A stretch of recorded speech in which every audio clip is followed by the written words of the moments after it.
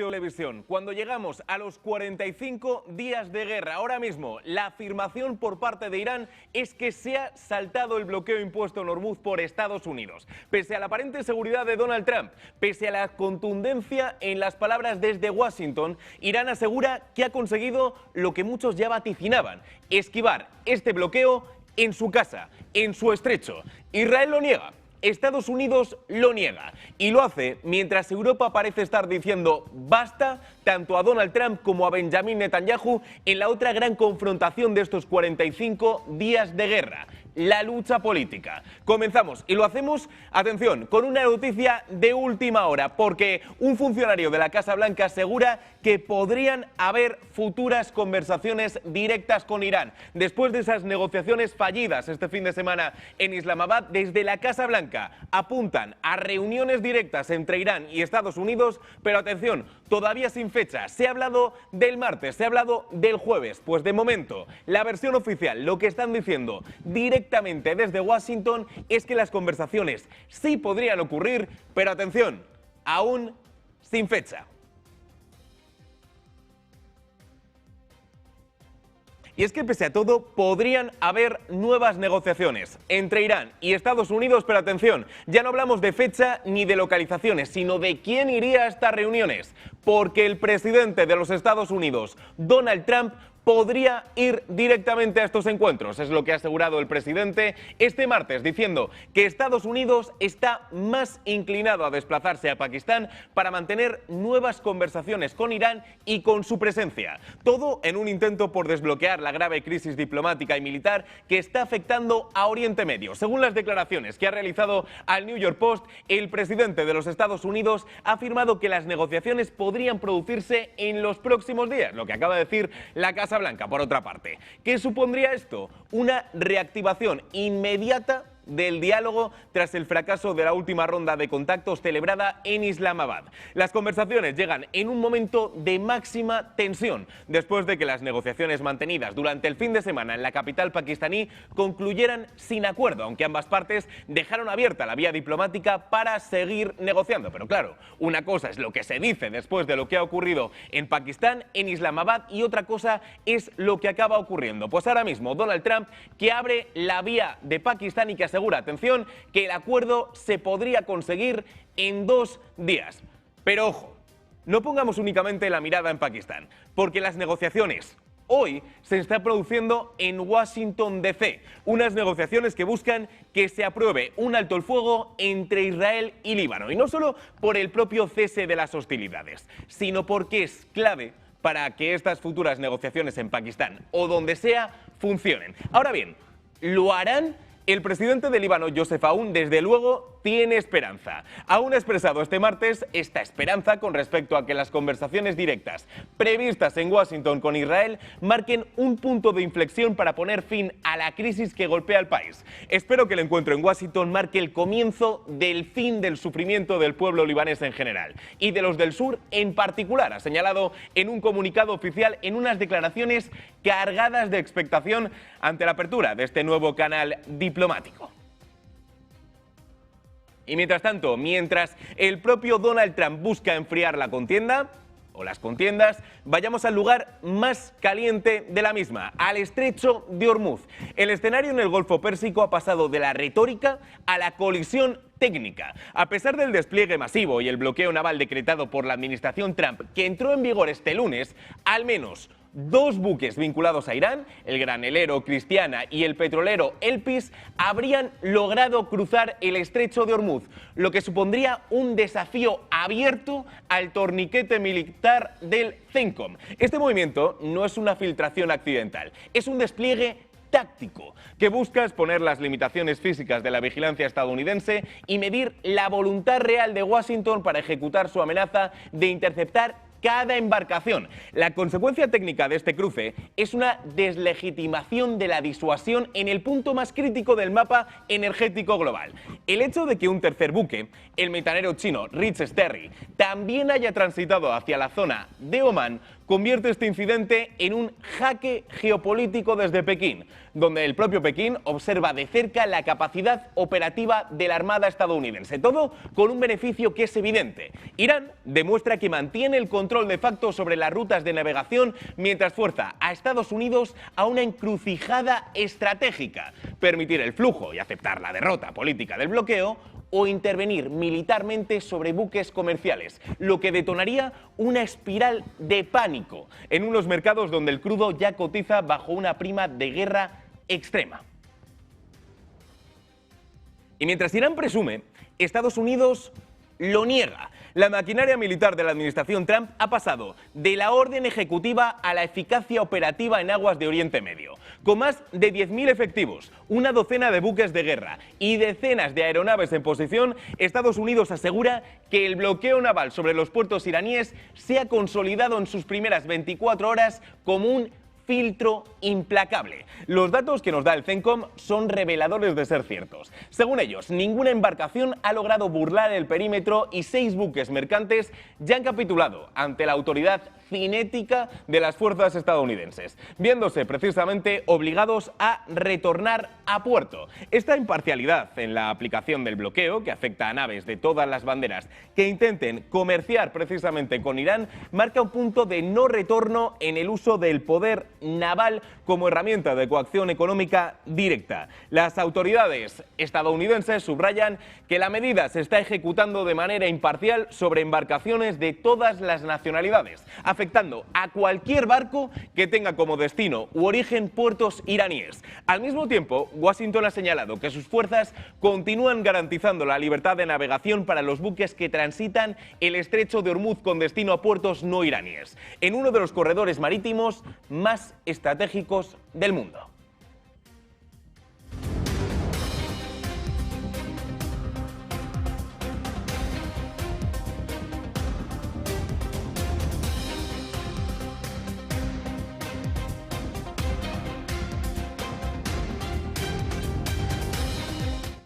Y sigamos en el propio estrecho de Hormuz, porque ya no es únicamente el CENTCOM, es que Donald Trump ha elevado la apuesta en el Golfo Pérsico al activar el protocolo de incautación física de las embarcaciones que desafíen el bloqueo.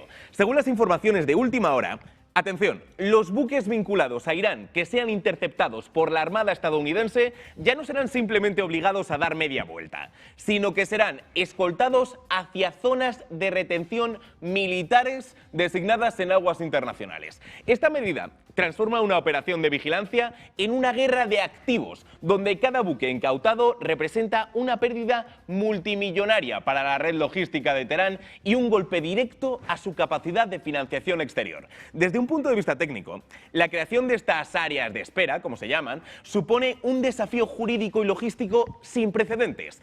No solo se requiere una cobertura militar constante para custodiar las presas, sino que sitúa a las empresas aseguradoras y a los propietarios de la carga ante una inseguridad jurídica total. Todo con un beneficio que se busca, el de que este movimiento sea la maximización de la presión absoluta antes de la ventana diplomática de 48 horas. Washington está enviando el mensaje de que el coste de no alcanzar un acuerdo en Pakistán no será solo la falta de suministros, sino el vaciado sistémico de la flota comercial iraní. La realidad es que el estrecho de Hormuz se ha convertido en un embudo donde la propiedad privada ha sido suspendida en favor de la seguridad nacional estadounidense.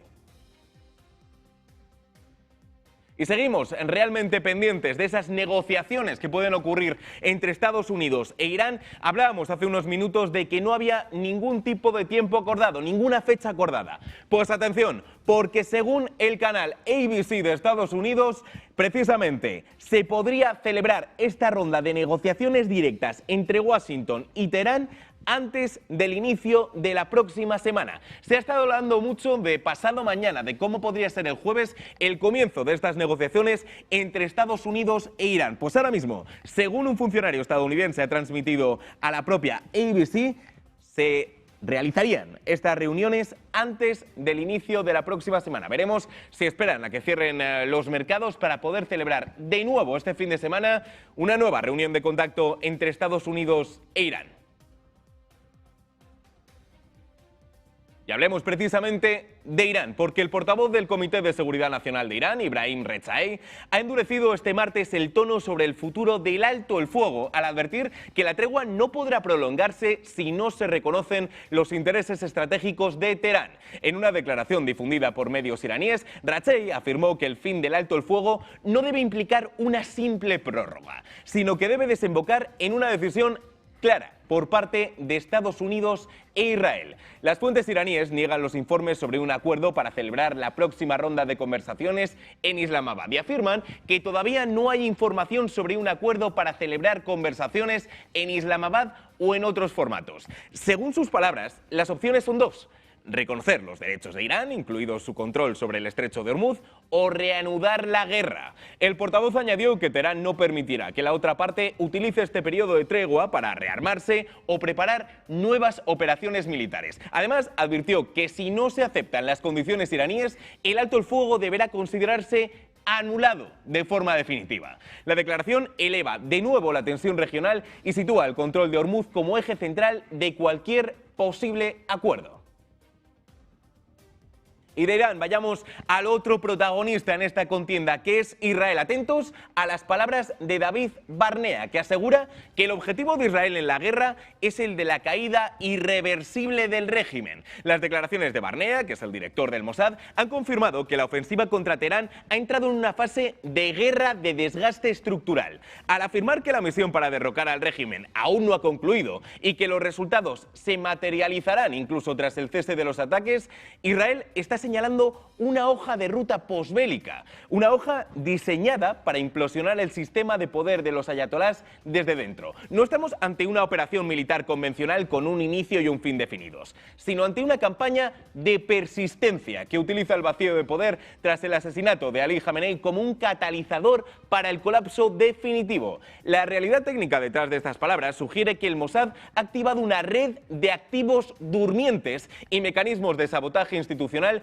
que buscan impedir cualquier intento de estabilización por parte del sucesor del líder supremo. Todo con un tablero que busca como beneficio la reconfiguración total de la arquitectura de seguridad en Oriente Medio, donde Israel busca eliminar la amenaza existencial no solo mediante la fuerza, sino a través de una asfixia de gobernabilidad. El mensaje para los mercados, mientras tanto, en la diplomacia global, es de una incertidumbre prolongada. La ausencia de explosiones en Teherán no significará el fin de la guerra, sino la transición hacia una fase de invisibilidad estratégica, donde el objetivo final es el punto de no retorno político de la República Islámica. Bueno, esto es lo que asegura Israel, pero una cosa son esas palabras por parte de Barnea y otra cosa es ver si finalmente se acaba con ese modo de gobierno, porque desde luego no parece nada sencillo. Y hablando de cosas que no son sencillas, tenemos que hablar de la relación entre Estados Unidos y Europa, y concretamente entre Donald Trump y Giorgia Meloni. Hagamos una pequeña recopilación de lo que ha ocurrido en las últimas horas, porque la primera ministra de Italia ha anunciado en el día de hoy la suspensión del acuerdo de defensa con Israel, según han informado varios medios, todo tras un pacto que, recuerden, incluía intercambio de equipamiento militar, cooperación tecnológica y proyectos de investigación en defensa. Meloni explicó que en vista de la situación actual, por supuesto este contexto de guerra, el gobierno italiano ha decidido no renovar automáticamente el acuerdo que había expirado ayer, el día 13 de abril. La decisión no había trascendido hasta este martes y resulta especialmente significativa porque hasta el lunes varios medios italianos daban por hecho que la renovación sería automática. No lo ha sido. Ha sido suspendida, una suspensión que supone un giro importante en la política exterior y de defensa italiana en plena escalada regional en Oriente Medio. El anuncio puede tener repercusiones diplomáticas dentro de la Unión Europea y en la relación de Roma con Tel Aviv. Il rapporto dell'Italia con gli Stati Uniti è un rapporto, diciamo, che va avanti da qualche anno, no? E non riguarda il singolo governo. Noi cerchiamo di fare il nostro meglio, chiaramente a contesto dato, considerando gli Stati Uniti un nostro alleato strategico e prioritario, però quando si è amici e quando si ha degli alleati, particolarmente se sono strategici, bisogna anche avere il coraggio di dire quando non si è d'accordo, che è quello che io faccio ogni giorno. Quando sono d'accordo dico di essere d'accordo, quando non sono d'accordo dico di non essere d'accordo, perché credo che questo faccia bene all'Europa, agli Stati Uniti e all'Occidente. Esas han sido las palabras de Giorgia Meloni ante un Donald Trump que no ha contestado.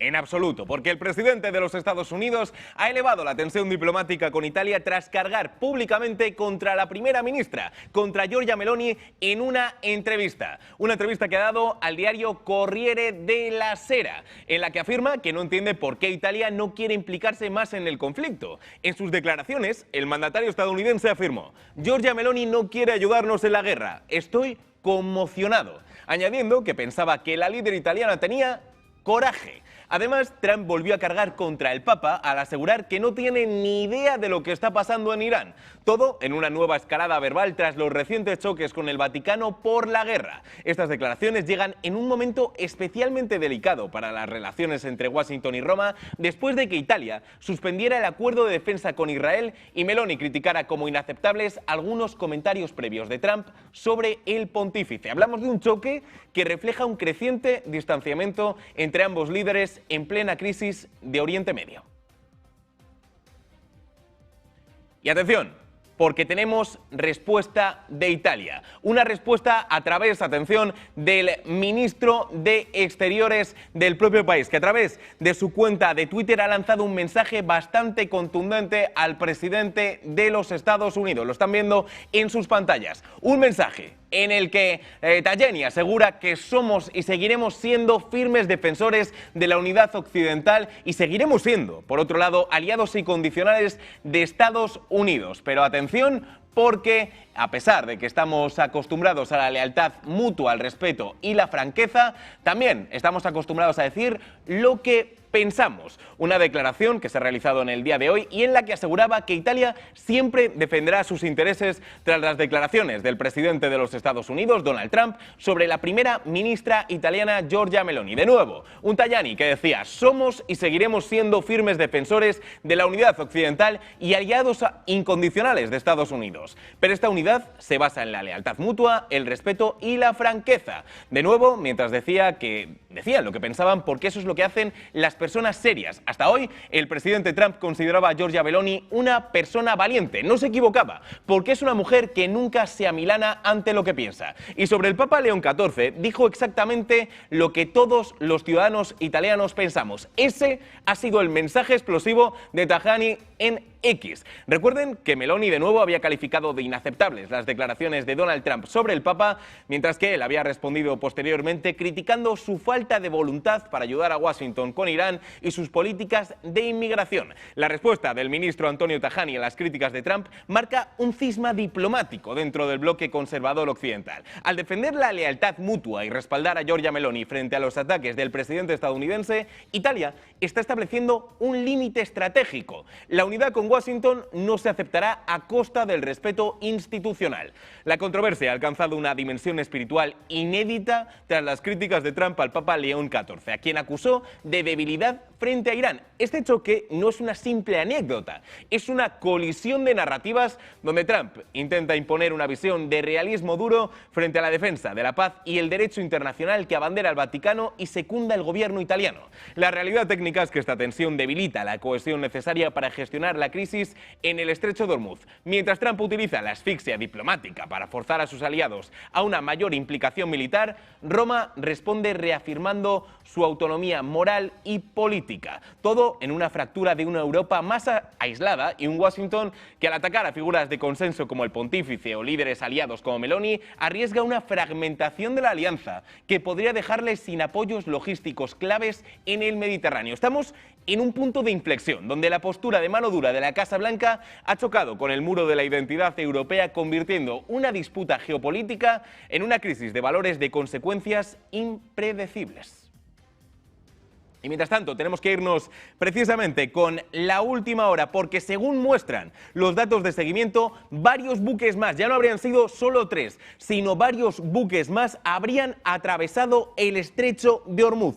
Todo, recuerden, en el primer día completo del bloqueo marítimo declarado por Estados Unidos. Tal y como ha informado el Comando Central de Estados Unidos en el domingo, el bloqueo solo afecta al tráfico que entra y sale de los puertos y zonas costeras iraníes. Ahora bien, según Kepler, una plataforma de análisis e inteligencia de datos, al menos 9 buques comerciales habrían cruzado el estrecho desde ayer. Entre ellos se encuentran el Rich Sterry, un petrolero sancionado por Estados Unidos desde 2023 debido a sus vínculos con Irán, y de nuevo el Elpis, otro petrolero que sí, también está sancionado y también está vinculado a Irán.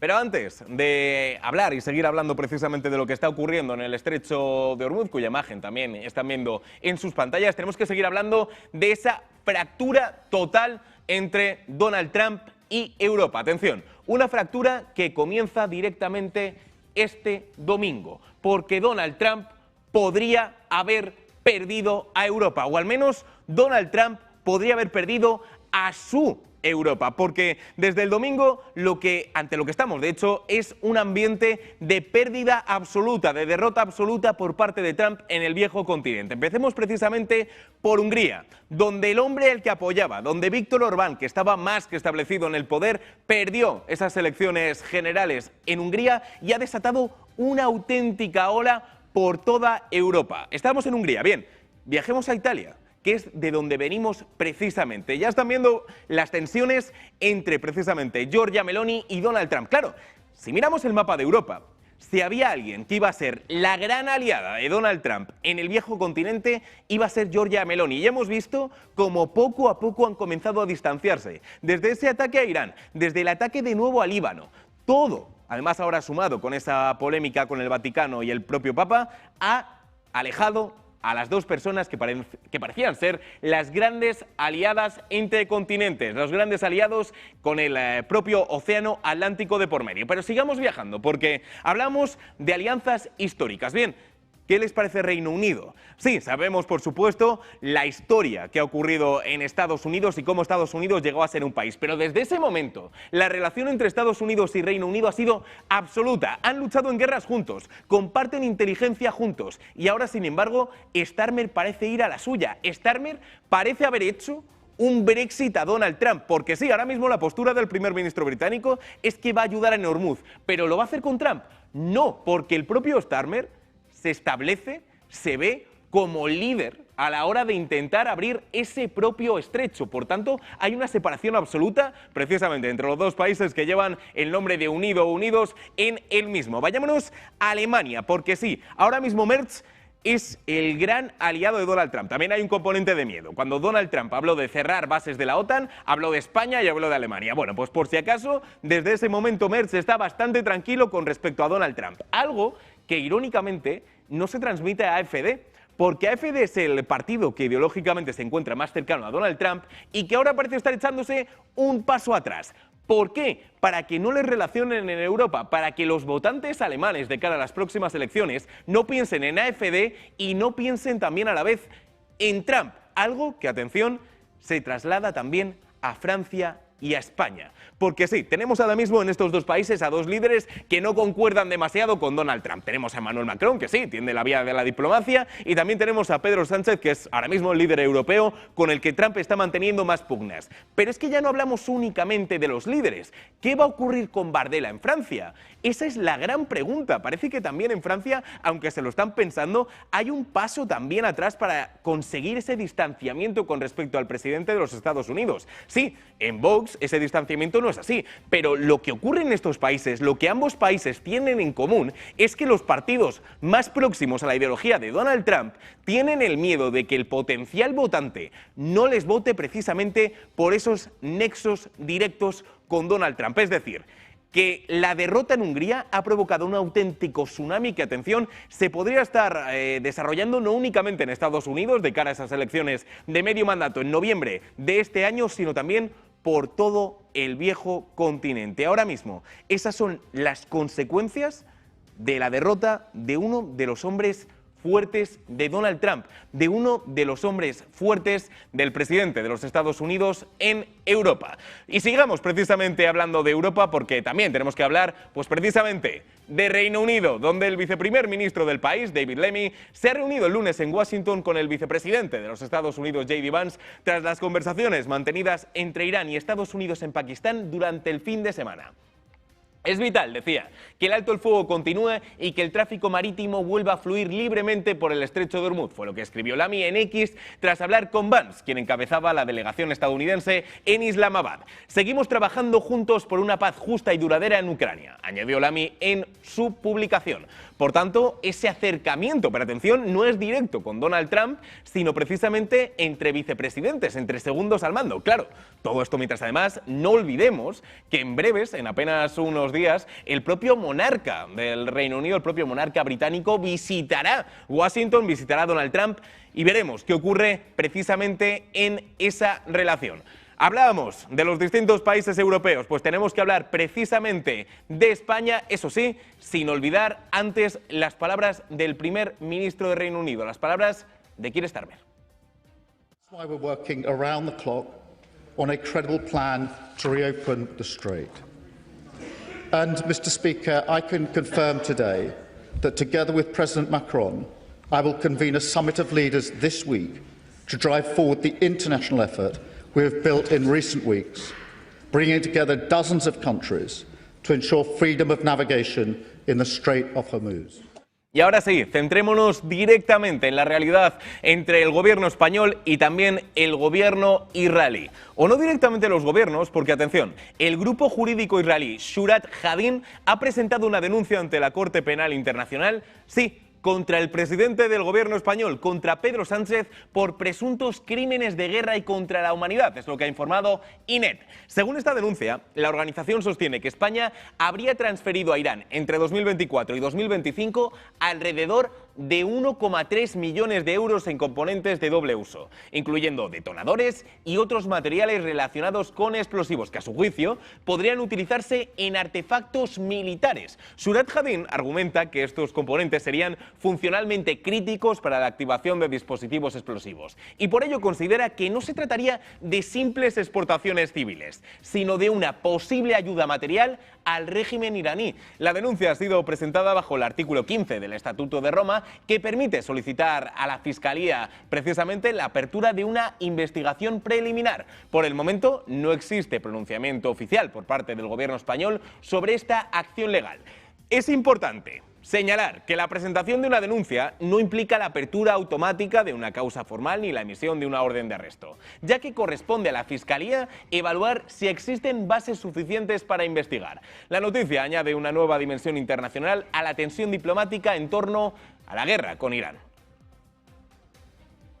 Pero atención, porque no es el único frente que ha tenido que afrontar precisamente el presidente de España, el presidente del gobierno, porque el Consejo de Ministros de España ha aprobado este martes el Real Decreto que establece la regularización extraordinaria de alrededor de 500.000 de migrantes que ya residían en el país, pero que aún no tenían la documentación necesaria. Según la ministra de Inclusión, Seguridad Social y Migraciones, Elma Saiz, que ha anunciado la noticia en rueda de prensa, se trata de uno de los grandes hitos de esta legislatura. Son personas que conviven entre nosotros, con hijos que van al colegio con nuestros hijos, que dan vida a nuestros pueblos y que a partir de hoy podrán disfrutar con garantías de plenos derechos y cumplir sus obligaciones, explicó. Es uno de los grandes hitos de esta legislatura.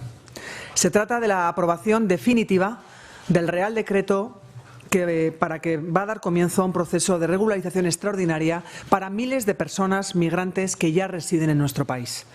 Son personas que conviven entre nosotros, con hijos e hijas que van al colegio con nuestros hijos, que dan vida a nuestros pueblos, a nuestras calles y que a partir de hoy podrán disfrutar con garantías de plenos derechos y cumplir sus obligaciones. Es una iniciativa que, como he venido repitiendo desde que anunciamos este camino, cuenta con una triple legitimidad: la social, la política y la económica. La social porque tomamos el testigo de una iniciativa legislativa popular que fue respaldada con más de 700.000 firmas, que apoyan más de 900 asociaciones de distinta índole y cuenta con el respaldo de la Iglesia Católica. La política, porque esta misma iniciativa se tomó en consideración con 310 votos a favor, todos los grupos parlamentarios le dieron luz verde, salvo uno. Y la económica, por el apoyo de los agentes sociales, es decir, la patronal y sindicatos, porque uno de los efectos más claros de la regularización es dotar de derechos laborales a trabajadores y de más tranquilidad. Claro, pero por supuesto, mientras todo esto ocurre, tenemos que hablar también de ese encuentro entre Pedro Sánchez y Xi Jinping, un presidente chino que ha lamentado un mundo en desorden utilizando un lenguaje contundente para describir el colapso del orden internacional liderado por Occidente, al tiempo que prometió desempeñar un papel constructivo en Oriente Medio. El orden internacional se está desmoronando y cayendo en el caos, le dijo sí al presidente del gobierno español, Pedro Sánchez, el martes en Pekín, utilizando una frase china que indica no solo el caos, sino también la decadencia moral. 中国和西班牙都是有原则、讲道理的国家，都愿意站在历史正确的一边。我们应该加强沟通，巩固互信，紧密合作，反对世界倒退回松林法则，共同捍卫真正的多边主义，守护